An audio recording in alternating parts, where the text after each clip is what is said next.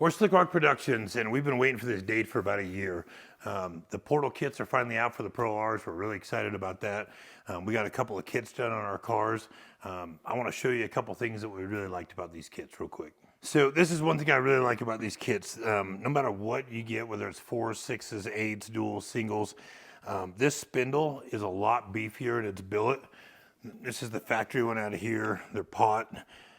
The new joints in these are really heavy duty. They come with joints in them, so you don't have to trade them back out. The spherical Johnny joints in them.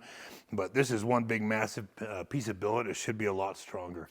Another tip that we could give you along the way so you don't waste your time. The brake lines on the back of these are a little bit tricky.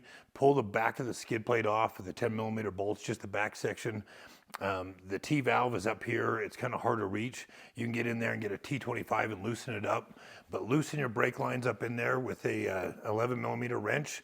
It's 10mm on the new brake lines, but get them loosened up. Then take the two bolts out of them, pull it out where you can get to them, put it back in, and then tighten them up after that. It's really easy to turn that hour job into a 2.5 hour job. If you take it off the block first and try to get it out, it's not going to work, and then it's hard because you can bend the line when you're putting it back in. So just make sure you break the T25s loose, break the brake lines loose, and take the bolts out of it. But you can pull it out where you can get to it, take it all apart, put the new brake lines in, put it back in there, then tighten it back up. It's a lot easier that way. But this big piece of billet here is kind of one of my favorite pieces on this. Like I said, it's super heavy duty. These structurally should be just strong as hell, and this is the same on every kit you get. So we were a little bit on the fence here with what setup to go with. We do a lot of rock crawling, as you guys all know, so we like our center point and balance as low as we can get. So typically we run 4-inch portals on about everything. But these cars are so damn long and they're so big, and we were running 37s on these cars for a long time. We were still hitting the bottom pretty hard in them prior to portals.